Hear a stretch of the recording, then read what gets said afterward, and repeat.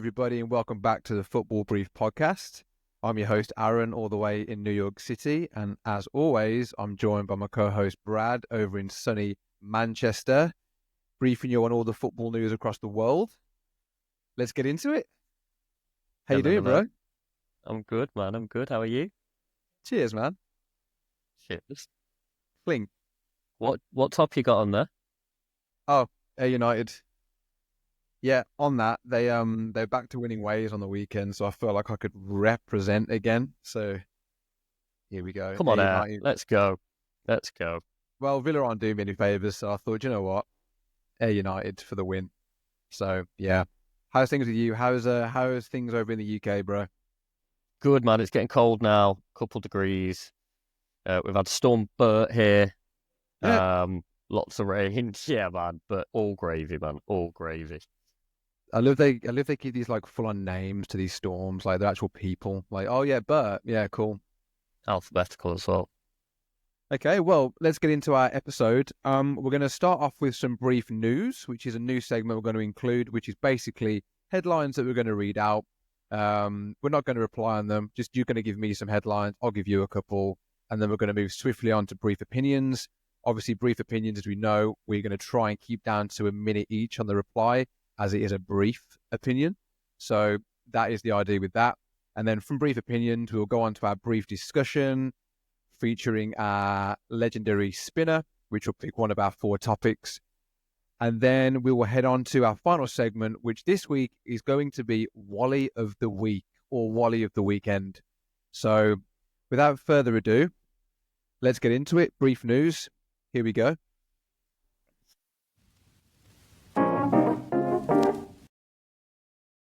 So City have conceded 17 goals in 14 games. Last 14 games across all competitions. Quick one with the Rodri side of things. He's a massive loss. 2.6% loss rate with Rodri. 36% loss rate without him. Okay, nice. Juan Mata has announced that he has purchased shares of MLS team San Diego. Another one of these ex-footballers or celebrities who are, putting their money in or investing in football clubs. So that's that. Juan Mata, man, servant for United. Time for that. My stats news is based on a game, the Brentford game at the weekend. Brentford received their first red card in the league at the weekend against Everton. They have not received a red card previously, and Everton still couldn't beat them. I think I know who that dig was for. Zinchenko, Arsenal Zinchenko, he's dropped a book like all these footballers do now, prematurely in my opinion, but he's dropped a book. And he's revealed that Arteta tells injured players to travel on the bus and bring wash bags into the dressing room to throw the opposition off the scent of his team selection. Just another one of Arteta's weird and wonderful tactics. I actually quite understand that, but just thought that was quite interesting. And my main thing with that is, why is Zinchenko dropping a book already? But anyway. Airing out all Arsenal secrets. Nice though, man. Nice little bit of news there. Thank you, brother. That wraps up the brief news. And we are now going to move on to brief opinions.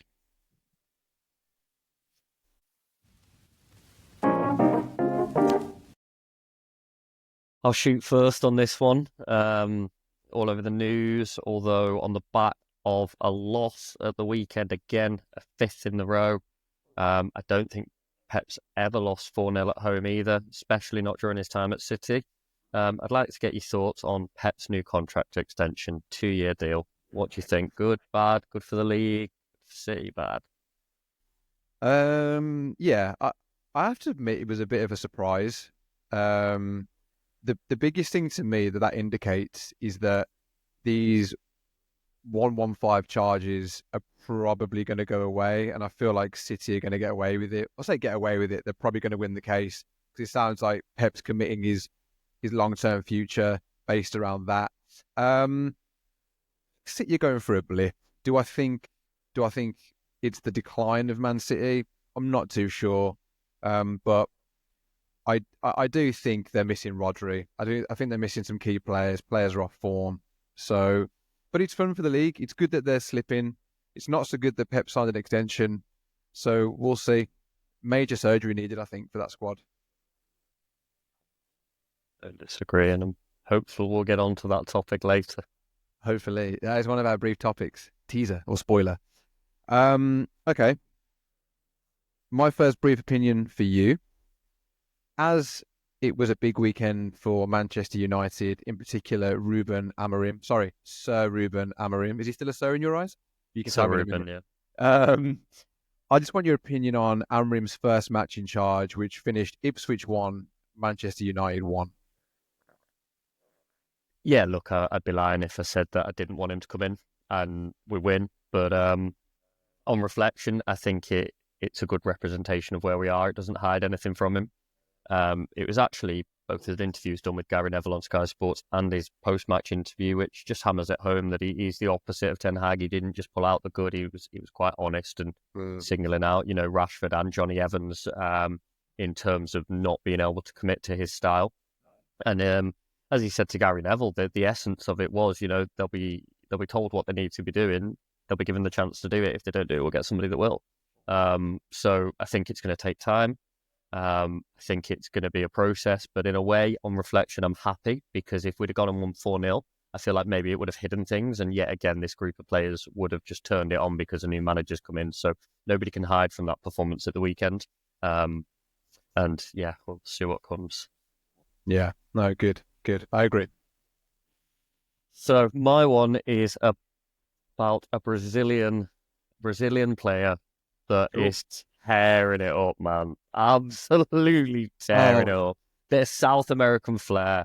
I want to know what your thoughts are. Is Cunha taking over that spot as the Premier League's number 9 man? Like, his stats are good. The last few games he's looked tidy.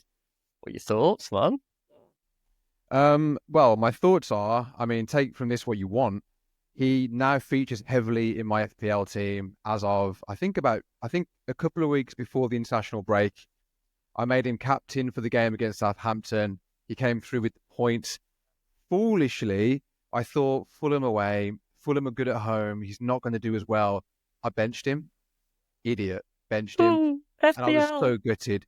But do you know what? I've always thought he was a good player. He's just an honest forward, and he's not selfish either. He scores the goals, but he makes the goals. And I think if Wolves want to have any realistic chance of staying up, I think they need him fit and scoring. So, yeah, and I was happy they got the win, actually, because I know we spoke a bit about Gary O'Neill and Wolves last pod or the pod before. And I was pleasantly surprised with the win. And I think, you know what, fair play to them. But Cunha is tearing it. If Villa want to go in for a cheeky January bid, I'm more than happy. More than happy. Nice. Yeah, and just hopefully actually we'll get to that maybe the next pod, or maybe put it as a topic. But how long can they keep him for, man? Can they even keep him past January at this rate? Who knows? We'll see. But yeah, interesting one. There'll be a new contract incoming, I imagine, for him, just to keep him or to get more money for him. But yeah. Right, this opinion is going to excite me. It's more of your opinion, yeah, okay, I'm going to go with it. So, hear me out first. I'm going to give a bit of context and you can reply. So, a remarkable story involving Jason Puncheon. Remember him? Yeah, so, man. just for listeners and viewers, Jason Puncheon, Brad had this obsession. Great player, man. Great player. We both have like a boss list of players that are random that we both love. And Jason Puncheon is like top of Brad's list. When he was at Palace, Southampton, Brad used to like eulogize about him, would obsess with him. So that's why I thought he would appreciate this opinion. So Jason Puncheon is doing some managerial bits over in the Cypriot League, random, but that's where he is. So he was managing Ayanapa FC. He left by mutual consent after 2 matches. In those 2 matches, he got 2 wins and 2 players were sent off. He only joined, so he joined Ayanapa FC on the 19th. Sorry, he joined Ayanapa FC on, I want to say, October the 19th, and then he left on November the 20th. He then joined Cypriot rivals Akhritas on the 21st of November. So basically, and bear in mind, sorry, Ayanapo FC are a place above Akhritas. So then he basically joined their rivals, mid-table rivals, within after 2 games, left, and now he's tearing it up with this other team in the Cypriot League 2. Random as anything. What's your opinion? Do you miss him? I love it. I love it. I love it. Puncheon worked hard, man. That's why he was on my boss list. He always left everything on the pitch. Guy was he was a workhorse. He was a bit of a powerhouse as well, man. He's great on the ball. Underrated player. JP, man. Jason Puncheon, my guy. 2 wins, 2 reds. Love that.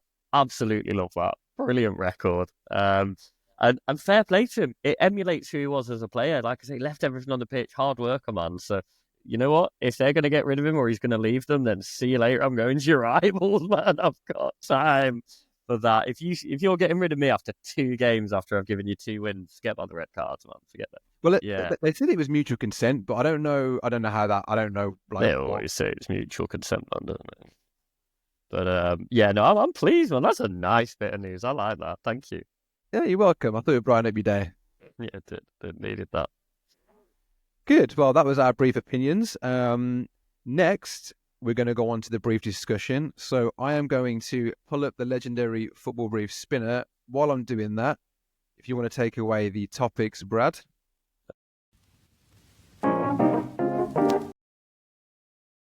Absolutely. This week we've got number 1 is the decline of City. Manchester City, just to be clear. Number 2, we have Thomas Frank as Brentford manager. Recently done a big interview with Sky. Current. Number 3 is Leicester having sacked their manager. Oh, yeah. And number 4 is Brighton's recruitment department restructure. Nice. Okay, some good topics there. Thank you for that, Brad. So, without further ado, I'm going to spin the spinner on 3, 2, 1. Here we go. We're spinning away. And today's brief topic is going to be brief topic number 2. Thomas Frank. Thomas Frank. Oh, I'm happy about that, actually. Yeah, I'm down for that, man. I like Tom. I like Thomas. Well, do you want to kick us off then with the brief discussion on Thomas Frank? Do you know what? Honestly, I could speak about this as a United fan. Yeah. I wouldn't have been disappointed to have Thomas Frank appointed. I know there's that whole thing of managers coming from those successful mid-table or, middle of the top half of the table kind of clubs. We've seen it with Potter, with Chelsea, with Moyes moving to United. But honestly, Thomas Frank, the interviews he's in, the guy is so chill. Nothing seems to bother him. Never seems to be the guy that'll be flying off a handle or knee-jerk reaction. Very pragmatic, very thoughtful.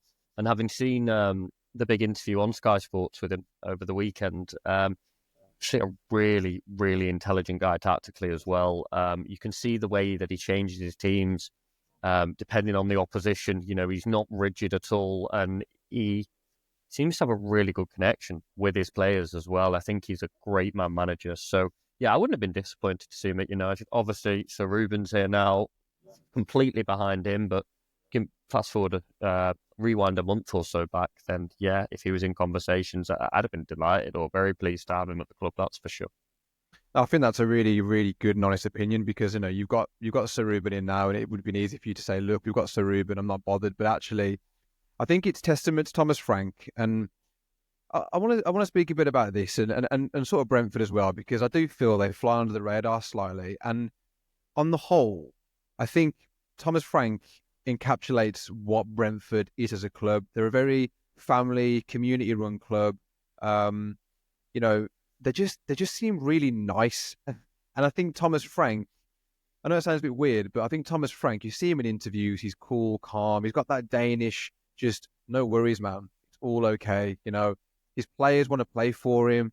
I don't know if you saw the clip where I think Pinnock, their centre back, did he receive so many games, he's played so many games for Brentford, and Thomas Frank did this really nice speech in the dressing room, and just a really nice guy. But like you said, also tactically astute. And I think Brentford are a hard team to play, and to consolidate them in the Premier League, which is no easy feat over the last 2 or 3 years. That's a credit to him. And I think I agree with you. I would really, and no slight on Brentford. I think, I like him. I like the fact he's at Brentford, and long may that continue for them. But I do think it'd be very interesting to see what he could do with a I say bigger club, but one of your sort of big boy top 6 teams, because I do think he's got a bit about him, and I think he's learned his craft a lot now in the Prem. And I can't speak highly enough of him. I think for the England job, even I know I think it's great. England job, the Man United job, If Tuchel doesn't manage to get us there after his 18-month contract, because it pretty much takes Tuchel up to just after the World Cup, so he's here to win something, right, with Tuchel. That's what his contract from the FA's for. But I'm the same as you, man. Whether or not he'd want to take it, he might want to manage his home country if and when that comes. But even the fact, when you look actually at Christian Eriksen, when he, that awful scenario at the Euros, which was harrowing to watch, I remember. But his club in Italy, or he couldn't play in Italy due to their league rules not enabling that to happen. Spurs wouldn't have him back, and Brentford took him till the end of the season on a 6-month contract, and he did so well there under Thomas Frank that we took him on a free, and he's still at Manchester United today. So when you're saying they're a family field, really nice club, that's the feeling I get. Everyone seems to be happy playing there as well. The players play like they want to be there, like they're enjoying their football. And they play some really good football, man. Yeah, they do. They do. And if you think of Brentford, they've been in and around European places at various times since they've come up to the Premier League. I'm not saying they've ended up there every season. They haven't at all, but they've challenged. They've done really well. Like you say, solidified themselves up here. So I'd love to see them at a big club. Yeah, when you think of like your Evertons and your Palaces of the world and your Wolves, and these teams are like that have been struggling, or they've just sort of been passengers in the league the last 2-3 seasons. Brentford aren't ever in that conversation of relegation contenders. You don't ever think, this season I could see Brentford, being one of those relegation candidates. They never are they? My next question for you about this: where would be a realistic destination for Thomas Frank if he were to leave Brentford? Sorry, Brentford fans, but if he was to leave Brentford, what would be a realistic club in the Premier League I'm talking about for him to go to? Where do you think he fits in? We're talking top 6 clubs here, yeah? I mean, realistically, 5, 6. I think because you look at like West Ham and Leicester. I hate to say it, and it kind of kills me to say this. I'm not sure about City, because I look at their squad and I struggle to see it with that squad at the moment. He'd have to make lots of changes. Do you know if Arteta got sacked from Arsenal? Because they're the ones that give longevity to their coaches. If you gave Thomas Frank 5 years at Arsenal, I could guarantee you he'd have won you more than Arteta's won you to date with that team. Because look at what he's getting out of Brentford players who aren't world-class players, who they're not world beaters. You haven't got Saka and Odegaard and Martinelli and, the best defence in the league. Imagine you gave Thomas Frank that. And he's a friendly guy, and, there is a lot of the lads enjoy playing for Arsenal. They do seem like, Arteta's definitely brought that family feel back to Arsenal and got the fans on side. And I think Thomas Frank could have done that and more with them. So, yeah, I think Arsenal, if Arteta's in trouble over the next season or two. That's a tidy shout, that is. I hate to say it, though. It kills me to say it. Let's throw that out there. Do anybody agree with that? Disagree? Comment below. Let us know, because I think that's quite an out there opinion. But I think it's a realistic one as well, which that might please some fans and not others. But no, good. Well, Thomas Frank. They've got a quite a young squad, haven't they? And I feel like he'd go in and nurture them all and put his arms around them and be there for them. So yeah. Well, look, Thomas Frank and Brentford, you get the thumbs up from the Football Brief. Just keep doing what you're doing, and happy to watch you play every weekend. So good on you, boys and girls. Right then, that leads us now onto our final segment, which is this week, Wally of the Weekend. Now, this is basically somebody, manager, player, whoever, has just done something a bit silly, a bit dopey, a bit of a Wally. So I'm gonna send it your way, Brad, and you can give us our Wally of the Weekend.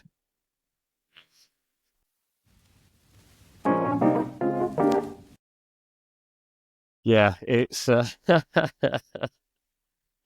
Wally of the weekend. This one has Yeah. got to be Salah for me. I know contract negotiations are ongoing with Liverpool. I always just feel like they should be done behind closed doors, man. And Yeah. he's come out and basically said, "So yeah, I'm probably more out than in at the moment." Said What? it to the tabloids, man. It's been reported on Sky Sports as well. Like, it's quote unquote. It's just an unnecessary comment to make, and it just makes him look silly. Just do your negotiations behind closed doors, man. You do not need to be announcing that I'm probably more out than in at the moment. Like, childish, man. You're an adult earning hundreds of £1,000s a week. Go and do your business behind closed doors in a boardroom with your agents, man.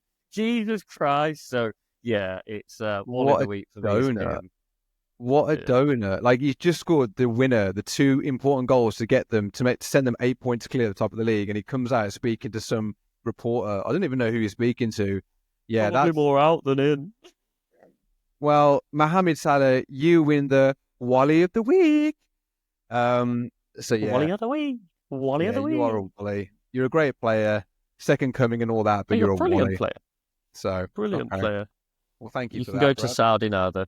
Bye bye. Yeah, he's basically saying, right, guys, I'm out. So do you want to get me? Sounds a bit like Harry Kane. That. Um. Anyway, well, look, thank you for that. Well, that concludes the episode for today, and we hope you've enjoyed it. As always, please like, comment, subscribe, do what you need to do, talk to us, let us know what's good, what's bad. We're all ears. Yeah, get in the comments, man. Get in the comments below.